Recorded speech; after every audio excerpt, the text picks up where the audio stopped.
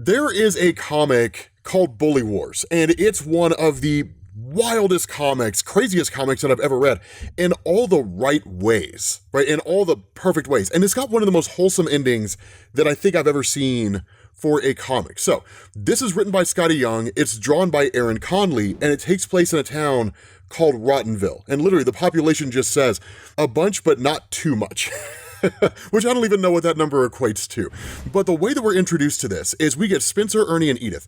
And they're basically filling this like geek trope, right? This nerd trope. Like Spencer has like 5 math books, right? Ernie and Edith play video games. And apparently Edith is reading Gwag the Barbarian, which I'm going to be honest, that comic sounds amazing. But they're basically like every nerd ever, which is kind of awesome. Because Spencer literally grabbed everything that you were supposed to get off the list of things that you need for school. And then Ernie didn't grab anything. He just shows up empty-handed, and Edith has like a backpack with just a handful of pencils and maybe some paper in it, or something like that. Here's the kicker, right? And here's where you start to learn about bullies getting bullied. What we end up learning is that when it comes to the town of Rottenville, there are more bullies here than pretty much any other place. And the one that Spencer and them have had to contend with is a kid by the name of Rufus. He shows up chewing gum, spits a wad of it right at Ernie, who just gets plastered in this stuff, and you end up learning he's just been haranguing these kids since middle school, right? And it's kind of funny because Spencer's just like, I was hoping that you might give us the first day of high school off, maybe ease into things before we get the full bully. What do you say? And Rufus is like, I mean, that's an interesting idea. Let me think it over. You know what? I think you're out of your mind, right? And it's just like, this is going to continue on, right? Just because we're in high school doesn't mean things change. Not only that, the bus driver, she's kind of crazy, right? She's like the bus driver from South Park. Like, these kids are going at each other over and over and over again. Rufus is giving a hard time to Spencer, Edith, and Ernie, but the bus driver is just like, let's wrap up the yapping, right? I've got a route to run, so get on, sit down, and shut up, right? Like, she's clearly had it up to here with all these kids. And so once they're on the bus and they actually get to school, Rufus starts celebrating, right? He was like, yeah, man, the smell of fresh dweebs in the morning. He says, look, first day of school is like the first day of prison. And Spencer's like, have you ever been to prison? And Rufus asked him, like, have you ever been dipped in a toilet head first while being flushed? And Spencer's like, yeah, many times by you. And so Spencer says exactly, which is why I'm surprised you don't remember not to run your mouth, because it leads to the whole toilet and flushing thing. And he says, now where was I? And Edith is like, you were talking about prison. And he's like, what about prison? And Ernie's like, the first day of school is like prison and stuff. And he's like, oh yeah, prison. He's like, whatever. Look, the point is, we are not in middle school anymore. This is high school. And that means there's even more of you geeks to rule. The first day is the most important because it lets them all know that I'm the one that does the ruling. For example, and then he sees this kid who's just standing over there picking his nose, and he's like, this box of snot here thinks that 9th grade is gonna be pure joy. I bet his mommy even told him he'd finally get someone to go steady with him. What a dummy, right? He's about to learn some hard truths. And so at that point just storms off to go and harangue this kid. And he says, let's see, should I kick things off with a Titans twister or go straight for big stuff, like a Kyle Klondiker or Nathan Nick Knuckle Knocker? And he's like, I think I'm gonna do something else. But as soon as he does that, Rufus gets snatched up by a bigger guy. And he's like, what do we have here, boys? I believe that this little thing was gonna try and bully that poor student. And like these two little henchmen is what I always called them when I was growing up, right? They're like, yeah, that's what I saw. And so this guy is just like, everyone knows that I cannot allow unchecked bullying here at Rottenville High. Troy and Pug, who are the name of his henchmen, can either of you tell me who thinks they're bigger than the rules in my school? And at that point, Rufus just starts screaming at him, right? Like, are you kidding me? I'm Rufus Roughhouse, the biggest bully in this school. Who are you? Captain Hall Monitor? And at that point, Troy and Pug are just like, is this kid serious? Does he not know? And so then they address this guy directly, right? Hawk, we're in a school, right? Perfect place to educate this dope. And so at that point, Hawk's just like, my name is Hawk. Do yourself a favor and remember it, because despite what your little feeble freshman brain thinks, I am not just the biggest bully in this school. I'm the biggest bully in town. For that matter, you could say I am the bully, period. Not only that, we're told that Hawk has won the bully wars for the last 3 years, and this year is not going to be any different. And so in that moment, Hawk grabs Rufus and slams him into a locker. And so as Rufus is in there, right, getting bullied for the first time in his life, he doesn't know how to handle it. He's like, this is like a hazing thing, right? You know, I'll admit, you had me going for a minute. Maybe I was a little over the line. Of course there's more bullies. I can see how that could be a good thing, right? right? It's like a safety in numbers type thing. I've learned my lesson, right? You guys can let me out now, and they're gone, right? The only ones standing out there are Edith, Ernie, and Spencer, and it's like, I mean, should we do something about him? Like, should we let him out? And it's like, no, not a chance, right? Just leave him in there, and they walk away. So somehow Rufus makes his way out of the locker. He's in the locker room in third period PE, and he's like, okay, this morning was just a little hiccup. Still time to turn all this around. He's like, shake it off, man, and do what you do. Rain some pain down on these kids and let them know who you are. You've got this. The guy's giving himself a pep talk. He's giving himself a pep talk on how to bully kids. And so he's like, listen up. Rufus is the name, and eating dweebs like you is my game. And right now, I am hungry. Only for Hawk to show up, who stuffs him right back in the locker again. And it just goes on and on and on the same way. Bullies are peppering this dude with spitballs. They hang him from his underpants on a basketball goal. They tape kick my gross butt to his back. They pull his pants down. They tape him to the lockers. I mean, this dude gets ridiculed in every conceivable way. And so at that point, he's in the bathroom roaming around, and he's like, what is happening? Right? I don't understand any of this. Right? It's all wrong. This is not how it's supposed to be. How did I not know about the bully wars? And why wasn't I invited? This is unacceptable. I have to get in. And he's like, a goal. That's exactly what I needed, was a goal. That's what I need. I'll regroup, focus. I thought that all this was going to be easy, but that's my fault. I should have known better. It's okay. Tomorrow is a new day. And then he corrects himself, and he's like, no. Tomorrow is the day. If they want the Rufus, then I will bring the Rufus. Which I think is hilarious. He's referring to himself in the third person. He's like, bring the Rufus. That's a nice line. I smell a new catchphrase.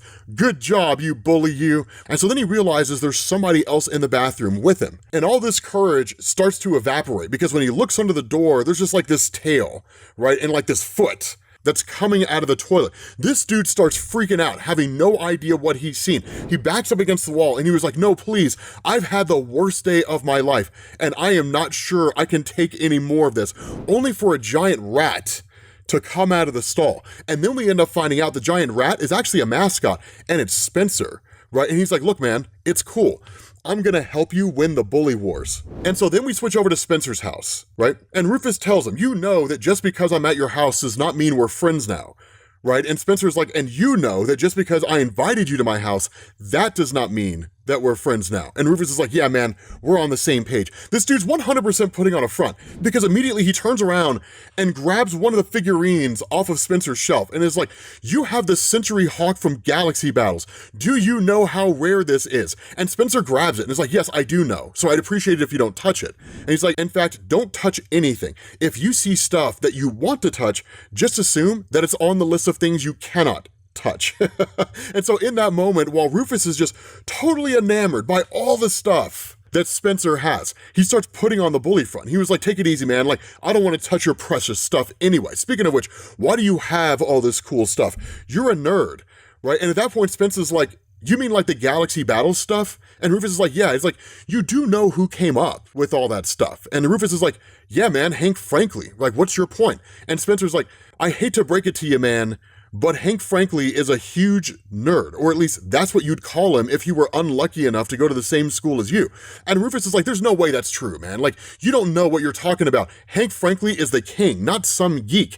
And Spencer breaks out a magazine and is like, what, man? Like, look at this. Right? He was a nerd. Like, he says so in this interview from Sci-Fi Quarterly. In fact, it's the whole reason for the rivalry between Dark Raider and Cycle Cloudhopper. Right? And so at that point, Edith and Ernie show up here. And so as soon as Ernie and Edith realize that Rufus is here with Spencer, they lose it, right? Like, why are you hanging out with our enemy? They start losing their minds. But Spencer breaks it down, right? He's like, no. It's all part of the plan, right? Here's the plan that I have, guys. And what he tells them, he says, we're going to help Rufus win bully wars. I'm going to help him win bully wars because he's our bully and he knows us, which means if he wins, he's the bully for the year. And the deal that we worked out is that he'll leave us alone and bully everybody else. And when Ernie and Edith hear this, they start screaming at him again, right? And Spencer's like, no. It's a solid plan. And it ensures that the three of us can enjoy our freshman year without the threat of constant swirlies and wedgies and any other terriblies that we've dealt with since kindergarten. But the crazy thing about the bully wars is you don't get to just compete in them. You have to be invited to them. And that's when it's pointed out, Rufus doesn't have an invitation. And so Spencer's like, actually, I've got your invitation right here. And he hands it to him. And so as soon as Rufus looks at it, this dude is ecstatic because following that, he goes charging in to Coach Hurt's office. And it turns out that Coach Hurt, he's the one that's running bully wars. He's running this whole like underground fight club, basically, for bullies, which is pretty sketchy. And so Rufus comes running in and it's just like, I'm Rufus Roughhouse, and I'm here to tell you why you are going to give me an invitation to bully wars. And the coach is like, is that so? Well then, Mr. Roughhouse, please enlighten me. And he says, from the moment I was born, I was meant to be a bully. I continued honing my skills in daycare. By the time I entered elementary school, I was a master. There was no one better at making kids miserable than me. As you can see now, you've made a mistake by not including me in your little games. But once I'm officially invited, you'll find out it won't even be a competition. You're looking at your winner right now. And in that moment, the coach just starts laughing at him, right? Just starts laughing in his face. It's like, you call yourself a bully. You come in here and pretend to tell me what I'm going to do, but you and I both know you're begging me to let you compete. I've got news for you, Mr. Roughhouse. It's never going to happen. And he presses this button and sends Rufus basically falling down through the sewer system. And he ends up like exploding out of a toilet. But this guy, he's got drive because he goes right back into Coach Hurt's office with his invitation in hand. And the coach says, I knew you were a bit slow, but I didn't think that you had completely lost your mind. Yet here you are, barging into my office, smelling like a 3-day-old unflushed urinal, which smells putrid. And that's where Rufus is like, you did this to yourself, coach. I suggest you reconsider your position on my entry into the bully wars. And the coach is like, what's this? And the coach is like, why? And Rufus just like slams the invitation into his hand, only to find out it's basically blackmail. The coach was a nerd when he was younger, right? He was playing Dungeons and Dragons. Now, here's the thing. D&D is dope, so I don't really understand why this would be a negative. But again, it's all just the tropes of nerds versus bullies, that kind of thing. And so the coach does the only thing he can do. He hands an invitation to Rufus for the Bully Wars competition. And so that's when you switch over to the planning phase, right? And Spencer says, here's everything you need to know about the students that you will be up against. Right? And he says, I've been compiling information on the bullies of Rottenville for years. I figured if I was going to survive, I would need to know all I could about you guys, about your kind. And so Rufus is like, dude, this is actually kind of awesome that you did this. And so he says, this is the old abandoned Rottenville High School. I have the general layout here, but it's impossible to know what challenges are waiting for you in there. The coach rigs up new traps for this gauntlet every year. Lucky for you, I was able to tap into the closed circuit camera feed from the school. So when you get there, you'll need to follow these instructions and make an earpiece. This will allow us to guide you through the maze. Now, let's go over who it is that you're going to be up against. And this is kind of cool, right? So he says, Katie Crush, she's a straight up bruiser, and it'll take more than pure brute strength training to go against her. Gil Gory, he's kind of a modern day Dr. Frankenstein. He's always making these creepy critters. So we'll need to build up your tolerance for all the nasties that he might throw at you, right? Ronnie Ripplestone, the Ripper. He's the metal king of Machine Shop, and I'm not really even sure he's ever set foot in any other part of the school. So how tough is your skin, right? Nikki Niemannmeyer goes by Nom Nom. She's world champion in just about every category of eating contest. So we'll train you in her ways so you can get into her mind. There's Carl Gilgis, also known as Cornbread. He spends his day shoveling cow dung and tossing bales of hay around. So this guy's got what we call country strength. And that is a whole different level of strength. But Spencer says he won't be just about strength, but he's going to be about stamina too. So we're going to have to train you so he can keep up with you. Now, those are the main competitors that you'll need to worry about.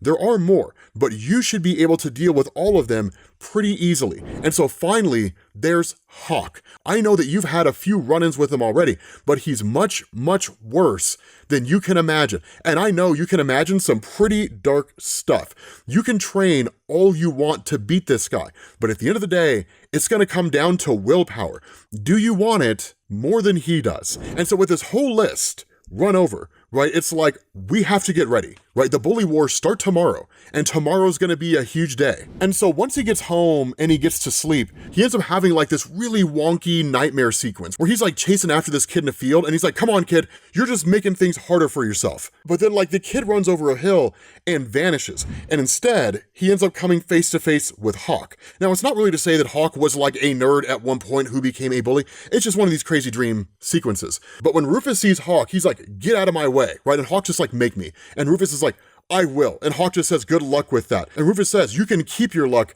I won't need it to defeat you. And Hawk's like, well, I don't need it either, but you will definitely need it, so you'd better keep it. And Rufus is like, what? No, I don't need luck. You're the one that needs the luck, so just shut up and keep it. And Hawk responds and he says, you think I need it, but I gave it to you for a reason, because you're gonna need it if you're gonna beat me. You will lose unless you take this luck, so take it. And then Rufus is like, I'm confused, right? Like, you want me to take the luck so I can beat you? And Hawk's like, no, like, why would I want you to win? And Rufus is like, well, I mean, you said good luck.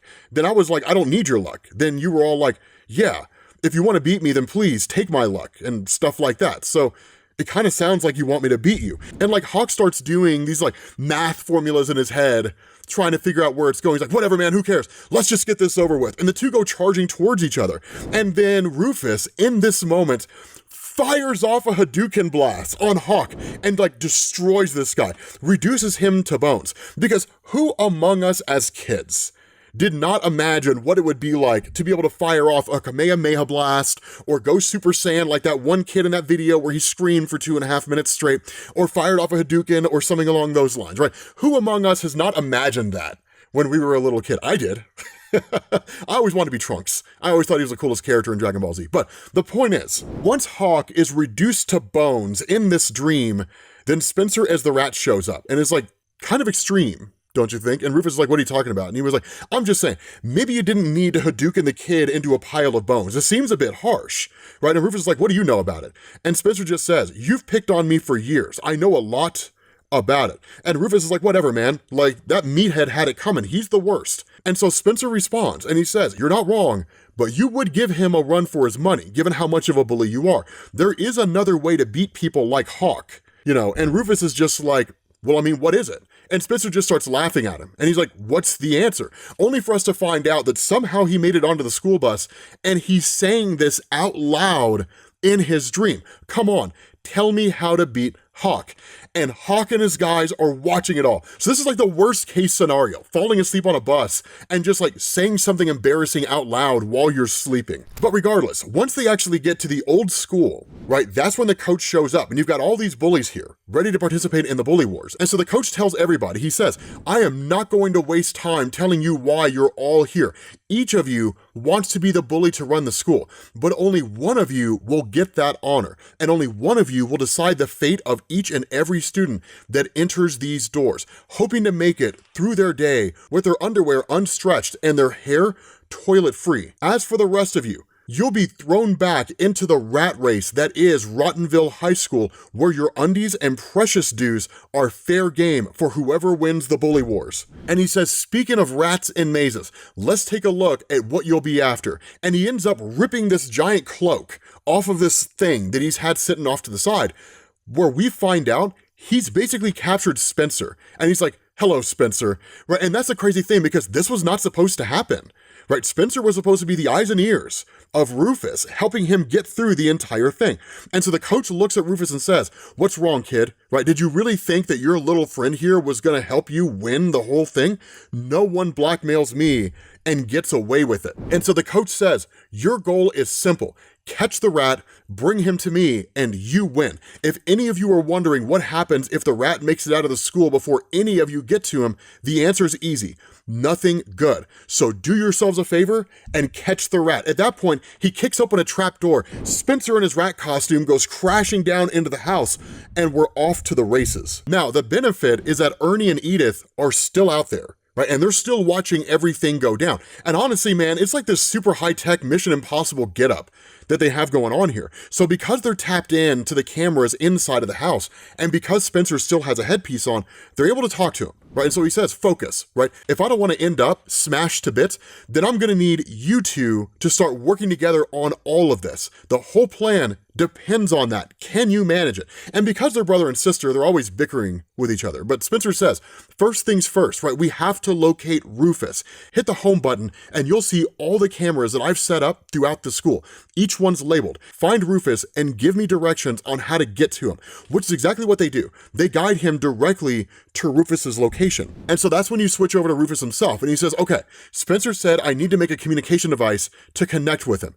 If I could only remember how to do that, right? Come on, dude, think.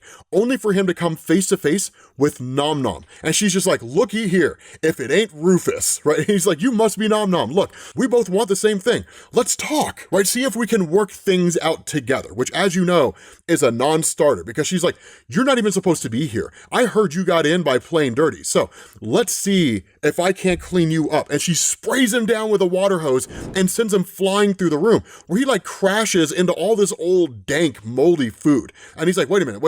Spencer said Nom Nom eats more than any kid he's ever seen. So I have an idea. So she comes busting into this old cafeteria and she's like, I'm not done with you. And he throws this moldy food at her face, knowing this girl has to eat, right? She's hungry all the time. And she's like, good one, right? I'll give you that. And so he says, I'm glad you like it because there's plenty more where that came from. So he just starts grabbing handfuls of this old moldy food and just starts chucking it into this girl's mouth, which literally leads to her just like ballooning up. Like she's just this gigantic girl, right? You're turning violet, like that's literally what it becomes.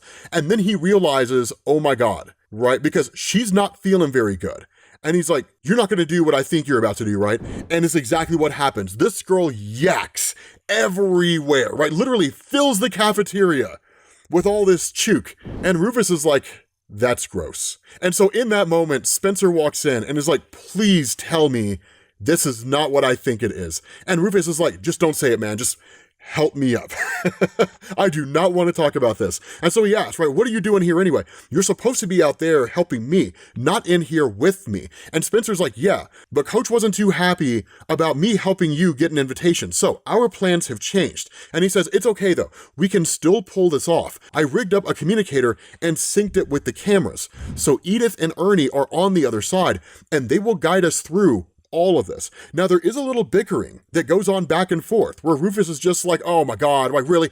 These guys, I've got freshman nerds helping me get through this, which pisses off Edith and Ernie, right? And it's kind of one of these funny things because the tables have turned, right? Now Rufus needs them. So they're just kind of like, I mean, what if we chose not to help Rufus? I mean, what if we just went and played video games or read Gwag the Barbarian, right? What if we decided to go do anything else other than help you? And Spencer's like, no, he didn't mean it, right? Rufus, if you want to get out of here alive, tell her you didn't mean it. And Rufus is like, okay, fine, whatever, I didn't mean it. And so Spencer's like, it's cool, everything's cool, guys, right? Let's get back to things, make sure that we survive this whole mess. And so Ernie and Edith is like, okay, cool, right? Here's the thing, you guys know what happened with Nom Nom because we've been watching all the other bullies while this was going on.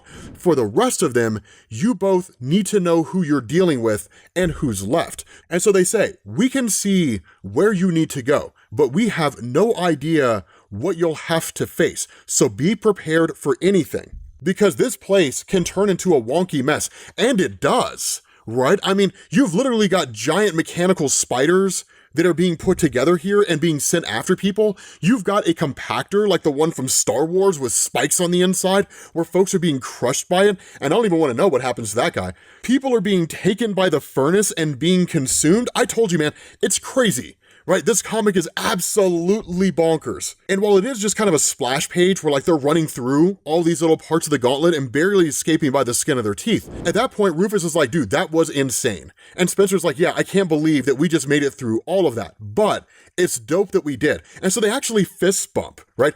They're starting to become friends, right? It's kind of, I told you guys, it's a really wholesome story when you start getting into it. They start becoming friends. And initially they're like, no, we're not friends. You're a bully who's always giving me a hard time, and I'm not that guy, right? And like, it's hilarious, right? And so what ends up happening is that as they start making their way through this, they finally get to the maze. The problem with the maze is that it's all steel lockers inside this place. And normally the cameras would be able to guide them through, but the thermal imaging of the cameras is being blocked by the steel lockers. And so Spencer tells Rufus, once we get inside this maze, we're on our own. And that's when we find out way back in the back of it is apparently Godzilla. How it was the coach got Godzilla into this place, I have no clue. There's also like portals to these probably hellish dimensions. There's a Minotaur roaming around this place. There's a little ghost dudes that you see in Pac-Man. I mean, it's a pretty nightmarish place to be in, right? It's like the labyrinth from Hellraiser. The problem here is that as they start making their way through the maze,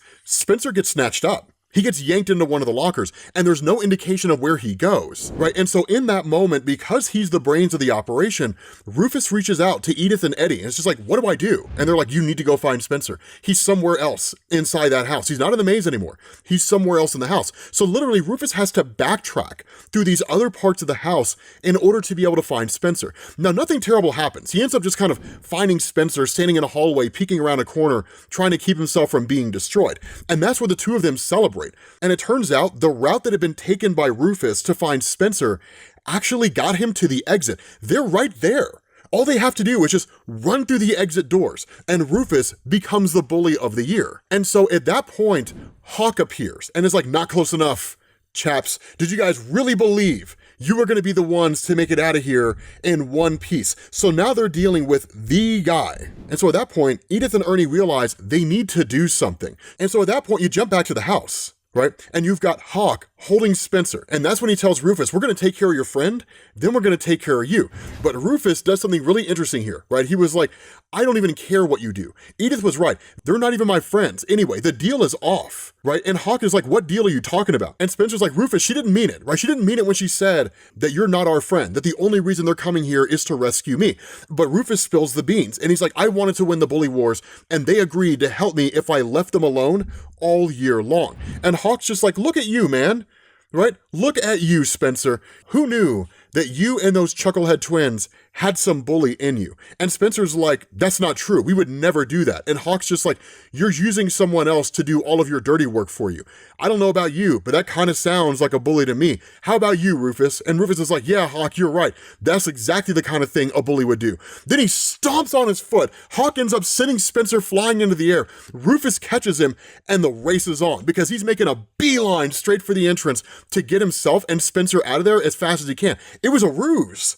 The whole thing was a ruse. It was a trick, right? Of course Spencer's his friend now. The two of them are going through the gauntlet together. How do you not come out as friends at the end of all of that? And even Spencer tries to say, like, I wasn't really using you, Rufus. And he's like, that's the least of my concerns right now, right? Like, we're making it out of here in one piece. The problem is that one of Hawk's henchmen end up grabbing Spencer and yanking him back. At the same time, Hawk knocks down Rufus, so he's beelining for the entrance. But then Rufus ends up grabbing the tail of Spencer in his rat suit, which yanks Spencer right out of the hands of Hawk. And then Rufus is running in the other direction. And so it just goes like back and forth, back and forth, back and forth, right? Like Hawk grabs Spencer from Rufus, and then Rufus springs some kind of a trap that momentarily allows him to grab Spencer. Then Hawk in turn like grabs Spencer from Rufus by like activating a water fountain trap that sends Rufus flying. Somewhere along the line, they end up coming across a whole family of giant rats, and Hawk and his henchmen and Rufus and Spencer are all running in the same direction. It's pandemonium, right? It's absolute chaos. And the whole thing just turns into this gigantic fight where they're all literally going to blows, trying to grab Spencer. And so Spencer in all of this is just like, I am kind of tired of you all treating me like I'm your personal rat in a cage. I don't care what kind of deal was made. Maybe I'll just find my own way out. So he goes towards the exit. The whole time, Hawk and Rufus are screaming at each other while pulling Spencer in two different directions. But in the midst of it all, Hawk says, it's gonna take more than just you and Rat Boy to beat me, Rufus. And this voice comes out of nowhere and says, I think we can help with that. And they look over at the entrance, the doors are open, and a dodgeball comes flying into the face of Hawk. And at that point, Rufus and Spencer are like, Edith and Ernie, because they've shown up with all the kids who have been bullied by these guys over the course of the year. And Ernie's just like, hey guys, we found a few friends, and this sweet dodgeball blaster 3000.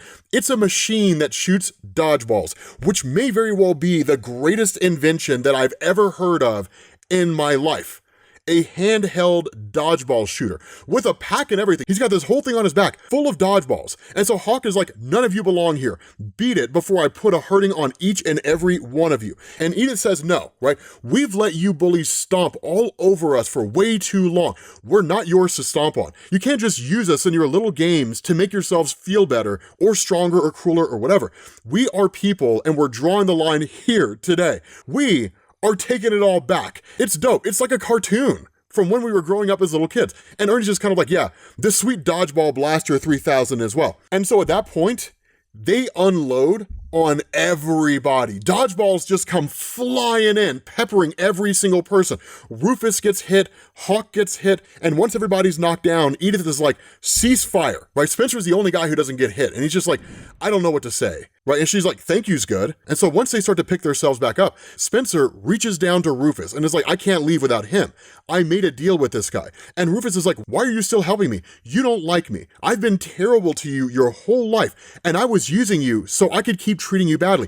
I don't really get it. And Ernie says, I hate to say this, man, but I'm with Rufus. Why are you doing this? And Spencer just says, I honor my deals, right? Rufus lived up to his side of things. What kind of person would I be if I didn't do the same? And so he says, there's nothing left but to get you that trophy. And then Rufus stops him and whispers something in his ear. And Spencer's like, are you sure? And Rufus is like, absolutely. And so once they get outside, the coach is waiting there with trophy in hand for who wins the bully wars. And he's like, I have to say, I'm disappointed with how long all of this has taken. And one of the guys points out, right, hey, look, I think Hawk is bringing the rat out now. And somebody else is just like, no, it's not Hawk. That's something else. It's Spencer with Rufus in the rat costume. The agreement worked out was that Spencer would win the bully wars. And the coach is like, what am I looking at here? And Rufus just says, you're looking at the winner of the bully wars.